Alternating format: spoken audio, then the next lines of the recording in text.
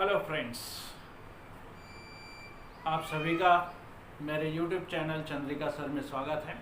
दोस्तों, आज हम नाउन का सेकेंड पार्ट पढ़ेंगे। इसके पहले हमने पढ़ा था प्रॉपर नाउन और कॉमन नाउन और उसमें डिफरेंस। तो दोस्तों, आज हम उसी का second part, kinds of noun का सेकेंड पार्ट पढ़ेंगे। आज हम पढ़ेंगे कलेक्टिव नाउन, मटेरियल नाउन और एब्स्ट्रैक्ट नाउन। उसमें से अभी हम पढ़ने वाले हैं कलेक्टिव नाउन। कलेक्टिव नाउन क्या होता है, सबसे पहले इसकी डेफिनेशन देखेंगे।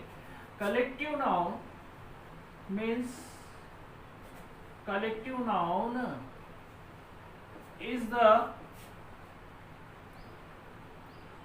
Name of a collection of person, place and things और things। तो दोस्तों, कलेक्टिव नाउन का मतलब होता है कलेक्शन ऑफ पर्सन। ऐसा शब्द जिससे किसी व्यक्ति के समूह का, किसी वस्तु के समूह का, किसी प्राणी के समूह का बोध होता है, उसे ही हम कलेक्टिव नाउन कहते हैं। Definition: collective noun is the name of a person, place और थिंग्स। होते क्या है? तो जैसे आर्मी। आर्मी क्या है दोस्तों? आर्मी एक कलेक्टिव नाउन है। क्यों? क्योंकि इसमें किसका कलेक्शन है? कलेक्शन ऑफ सोल्जर्स, यानी सैनिक का जो समूह रहता है, उस समूह को हम आर्मी कहते हैं। जैसे क्लास। अब क्लास किसे कहेंगे? कलेक्शन ऑफ स्टूडेंट,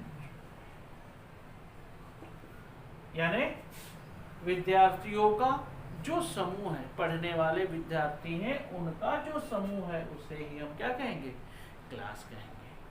तो इस प्रकार से एक बात और ध्यान रखना है कि जैसे किसी एक बच्चे से क्लास नहीं हो सकती, या एक सोल्जर से आर्मी नहीं बन सकती है। आर्मी का मतलब होता है सैनिकों का समूह। अगर कोई एक सोल्जर है, कोई एक सैनिक है, तो हम उसे आर्मी नहीं कह सकते। जब उसमें बहुत सारे सोल्जर होंगे, उनका जो कलेक्शन होगा, उसे ही हम आर्मी कहेंगे। जैसे अब क्राउड। क्राउड का मतलब होता है भीड़। भीड़ मतलब कलेक्शन ऑफ पर्सन, यानी लोगों का समूह। क्राउड मीन्स लोगों का समूह। तो दोस्तों, कोई एक या दो व्यक्ति को हम भीड़ नहीं कह सकते। तो ये ध्यान देना है कि कलेक्शन जहाँ पे भीड़ होगा, जमाव होगा, चाहे वो वस्तु का भी। अब वस्तुओं का, जैसे अब लाइब्रेरी का मतलब होता है कलेक्शन ऑफ बुक्स।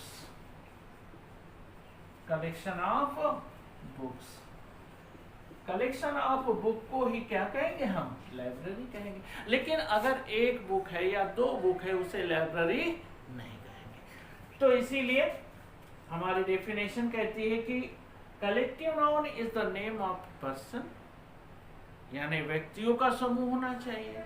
थिंग्स, वस्तुओं का समूह होना चाहिए, उसे ही हम क्या कहेंगे? Collective noun.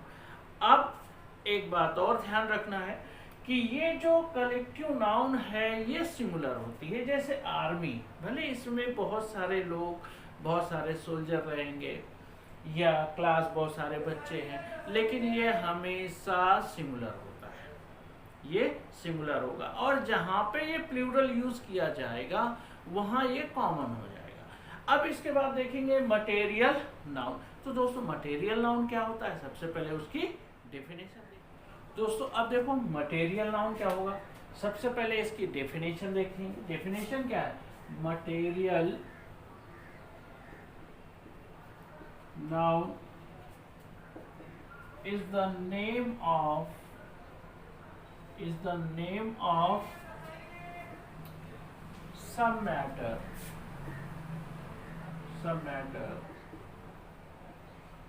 out of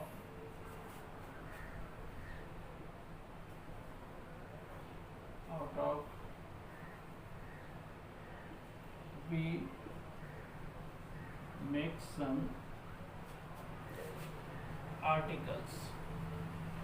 तो दोस्तों material noun is the name of some matter, यानी ऐसा कोई पदार्थ जिससे हम एक पदार्थ से दूसरा पदार्थ बना सकते हैं, यानी जिसे ही हम इसे पदार्थवाचक संज्ञा कहेंगे, जिसे हम पदार्थवाचक संज्ञा कहते हैं।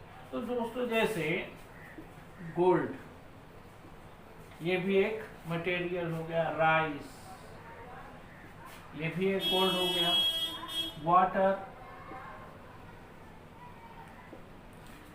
तो इस प्रकार से ये सभी चीजें मटेरियल नाउन कहलाती हैं, अर्थात खाद्य पदार्थ हो या द्रव्य पदार्थ हो। द्रव्य पदार्थ में जैसे वाटर है तो ये भी मटेरियल नाउन है, ऑयल है ये भी मटेरियल नाउन है, यानी खा सकते हैं, पी सकते हैं।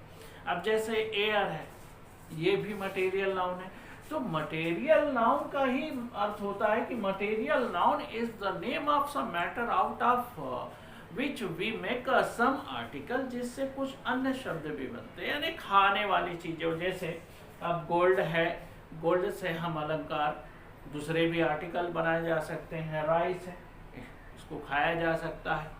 तो इस प्रकार से इसे ही हम क्या कहेंगे दोस्तों, मटेरियल नाउन। इसके बाद आता है,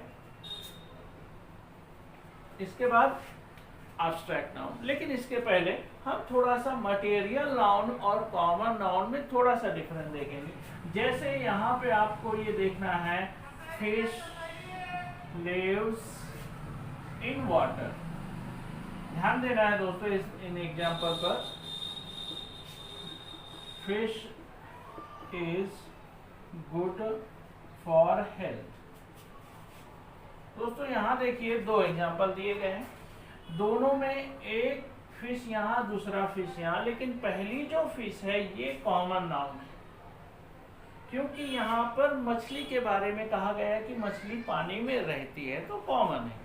लेकिन यहाँ पे fish is good for health, यहाँ पे खाने के विषय में बताया गया है, तो इसीलिए आप इसे कॉमन नाउन में और इसे मटेरियल नाउन में रखेंगे।